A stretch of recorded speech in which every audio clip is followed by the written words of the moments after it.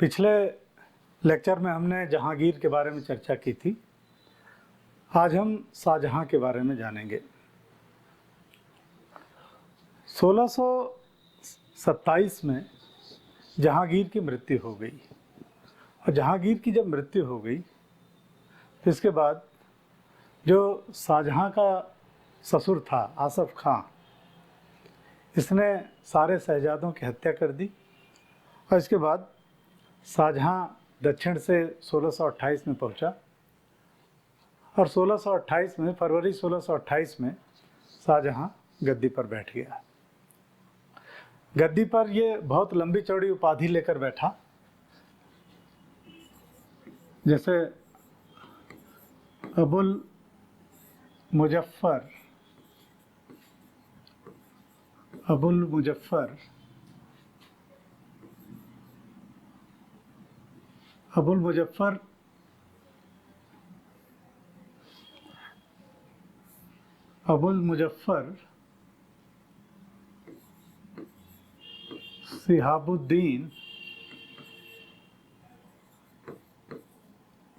सिहाबुद्दीन मोहम्मद साहिब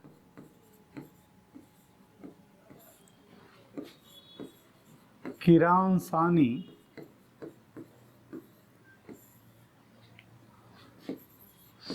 शाहजहां बादशाह गाजी। तो इतनी लंबी चौड़ी उपाधि लेकर ये गद्दी पर बैठा। अबुल मुजफ्फर सिहाबुद्दीन मोहम्मद साहिब किरानसानी शाहजहां बादशाह गाजी। अब शाहजहां गद्दी पर बैठ गया तो पहले हम शाहजहां के प्रारंभिक जीवन के बारे में जानेंगे। शाहजहां का जो प्रारंभिक जीवन है, शाहजहां का जन्म जो हुआ ये 1592 में हुआ। तो जन्म इसका 1592 में हुआ। माँ का नाम इसके जोधाबाई या जगत गोसाई था। जगत गोसाई। तो जोधाबाई या जगत गोसाई ये मोटा राजा उदय सिंह की पुत्री थी और इनसे जहांगीर का विवाह हुआ था 1586 में। तो इन्हीं से 1592 में इन्होंने एक पुत्र को जन्म दिया और जब पुत्र का जन्म हुआ इनके, तो अकबर बड़ा प्रसन्न हुआ पोते के जन्म पे और इसके मुंह से निकला खुर्रम। खुर्रम का मतलब होता है आनंददायक, तो इसका नाम पड़ गया खुर्रम। अब खुर्रम जो है, नाम है इसका खुर्रम। खुर्रम का जो पहला विवाह किया गया एक सफावी राजकुमारी से किया गया 1610 में।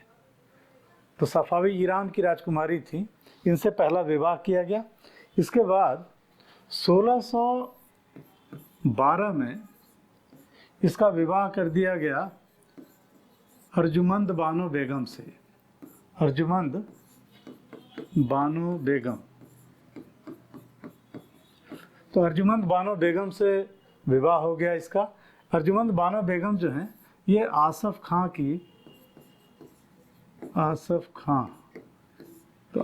की पुत्री थी ये, और ये नूरजहां की भतीजी है अर्जुमंद बानो बेगम। इन्हीं को बाद में मुमताज महल की उपाधि दी गई। शाहजहां जो है, जहांगीर के काल की जो भी उपलब्धियां हैं उसमें सबसे जो महत्वपूर्ण भूमिका है वो शाहजहां की है।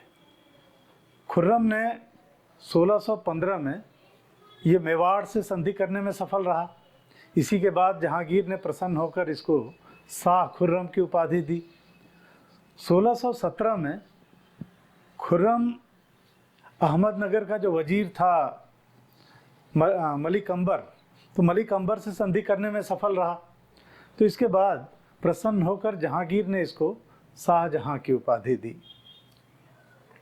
लेकिन जहांगीर के काल में ही हमने देखा था कि नूरजहां ने एक गुट बनाया था, जिस गुट में आसफ खां, नूरजहां के पिता मिर्ज़ा गियास बेग जिनकी उपाधि एतमादुद्दौला थी, तो ये शामिल थे। इसके अलावा खुर्रम शामिल था।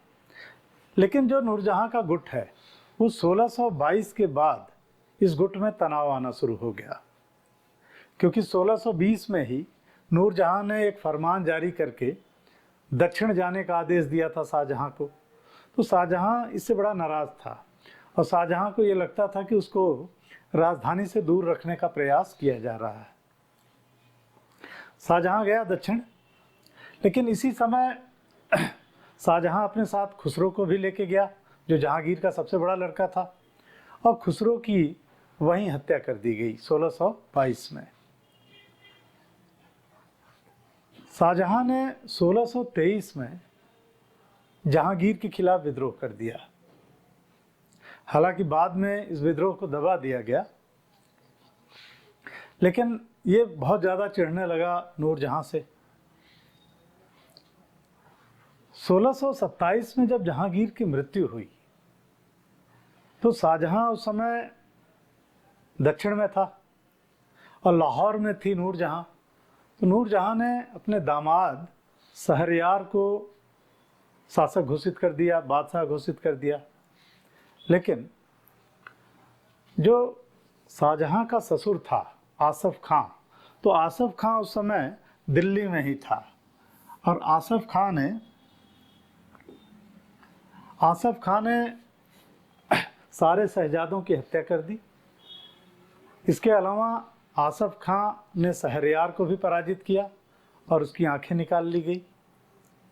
और इसके बाद दिल्ली की गद्दी पर एक खुसरो का लड़का था दावर बख्श। तो दावर बख्श को बिठा दिया दिल्ली की गद्दी पर और शाहजहां को दक्षिण से जल्दी से आने के लिए कहा।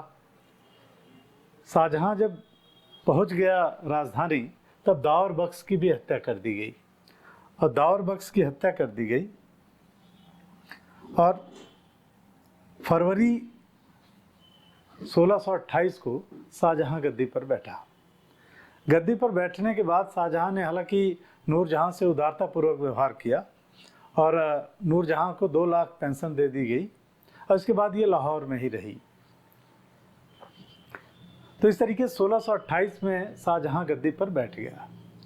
अब शाहजहां का थोड़ा जो पारिवारिक जीवन है, तो शाहजहां के पारिवारिक जीवन के बारे में हम जानेंगे।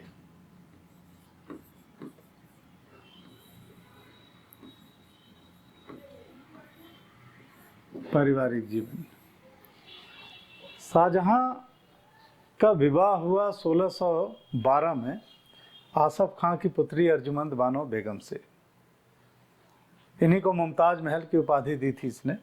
तो मुमताज महल को बहुत मानता था शाहजहां, और शाहजहां और मुमताज से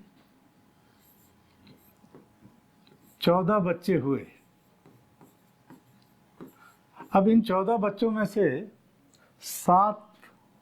7 जो है ये जीवित थे, बाकी मर गए।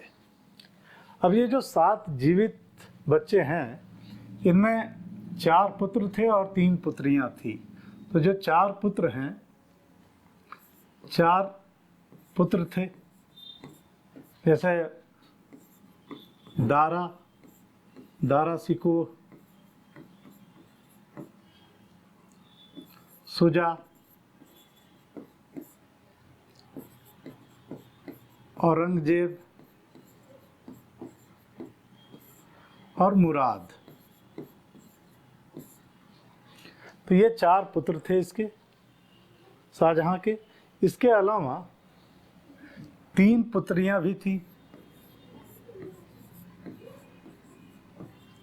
3 पुत्रियां, एक जहां आरा,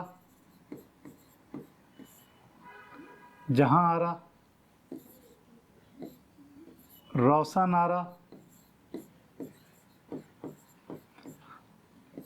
और गौहन आरा। गौहन आरा। अब ये जो शहजादियाँ थी, इन्होंने अलग अलग शहजादों का साथ भी दिया। जैसे जहाँ आरा ने दारा शिकोह का साथ दिया, रोशन आरा ने औरंगजेब का साथ दिया, और गौहन आरा सपोर्ट करती थी शुजा का। अब जो औरंगजेब के लड़के हैं, एक एक करके इनके बारे में भी जानेंगे हम। तो सबसे पहले दारा शिकोह के बारे में जानते हैं। दारा शिकोह जो है, ये सबसे बड़ा लड़का था शाहजहां का। और दारा शिकोह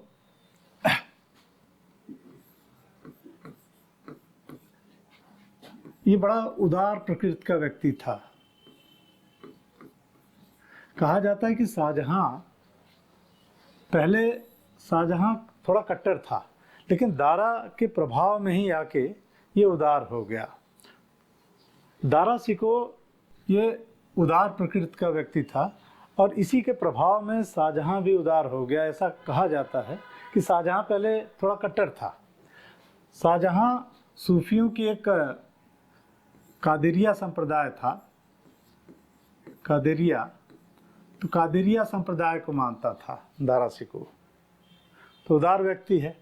दारा शिकोह को शाहजहां बहुत मानता था, और इसके लिए एक छोटा सा सिंहासन अपने सिंहासन के बगल में बनवा के रखा था, यानी युवराज इसी को घोषित कर रखा था शाहजहां ने। और इसको शाहजहां ने उपाधि दी थी,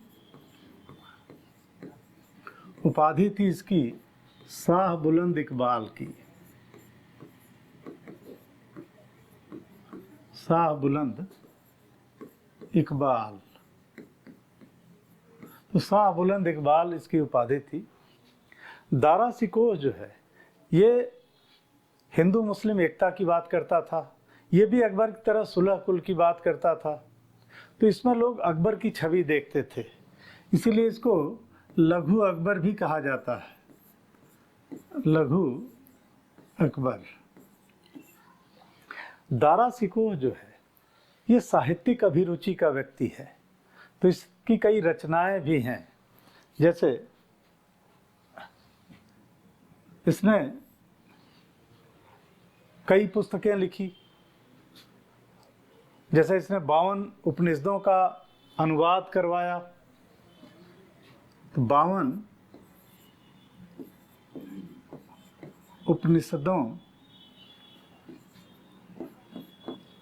उपनिषदों का अनुवाद करवाया इसने।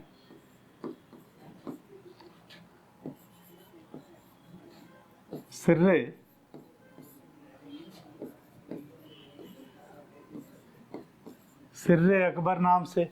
तो सिर्रे अकबर नाम से इसने 52 उपनिषदों का अनुवाद करवाया। इसका मानना था कि भाई सारी, जैसे नदियां सारी जाके समुद्र में मिल जाती हैं, इसी तरीके से सारे धर्म जो है उसी एक ईश्वर की बात करते हैं। तो इस तरीके से 52 उपनिषदों का अनुवाद करवाया। दारा योग्य व्यक्ति तो है, एक बेहतर इंसान है, लेकिन दारा एक योग्य सेनापति नहीं था। दारा में कहा जाता है कि ये दंभी स्वभाव का व्यक्ति था, और चूंकि अपने पिता की छाया में हमेशा रहा ये, तो इसलिए भी इसके अंदर वो छल कपट, वो कूटनीति नहीं आ पाई। और यही कारण था कि उत्तराधिकार युद्ध में दारा शिकोह की पराजय हुई। दारा के बाद अगला जो शाहजहां का पुत्र है वो है शुजा। शुजा जो है, ये योग्य तो था, लेकिन ये बड़ा विलासी प्रकृति का व्यक्ति था, अय्याश था। ये इस समय बंगाल का सूबेदार था जब उत्तराधिकार युद्ध हुआ था। तो शुजा ये विलासी प्रकृति का व्यक्ति है, इसलिए इसकी योग्यता पे ग्रहण लग जाता है। शुजा के बाद औरंगजेब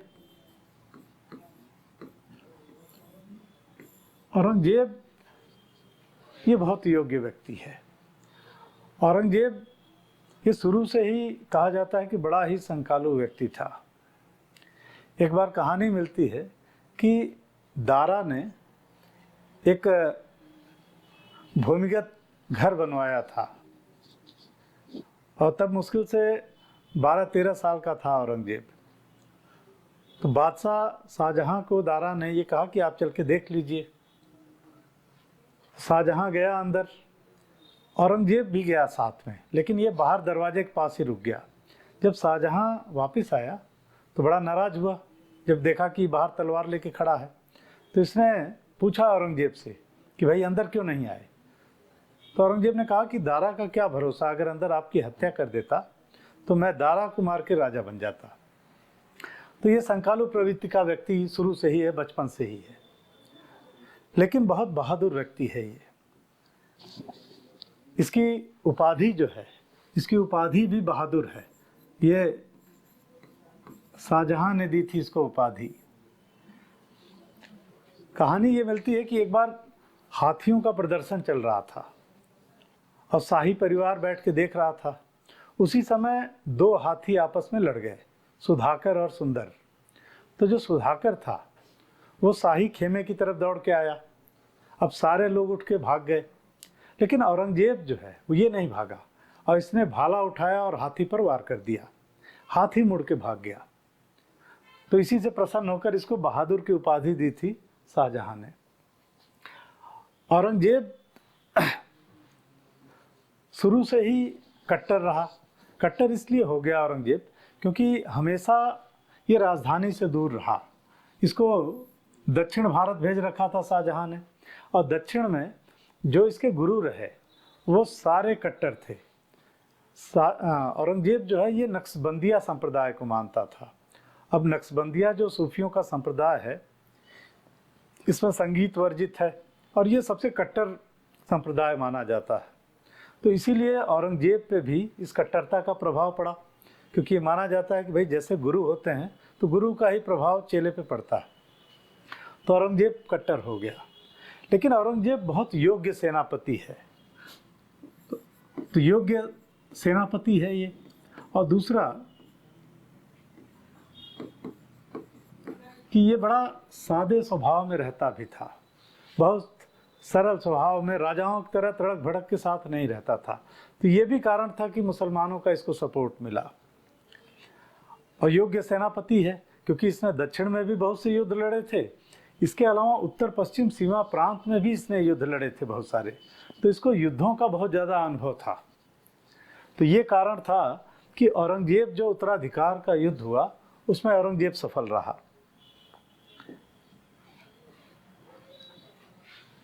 शाहजहां का जो सबसे छोटा पुत्र है वो है मुराद। तो मुराद ये गुजरात का सूबेदार था उत्तराधिकार युद्ध के समय। मुराद ये अयोग्य है, तो ये सबसे अयोग्य पुत्र है इसका। तो इस तरीके से ये शाहजहां का जो पारिवारिक जीवन है। अब शाहजहां के समय जो राजनीतिक घटनाएं हैं उस पर हम अगले लेक्चर में चर्चा करेंगे।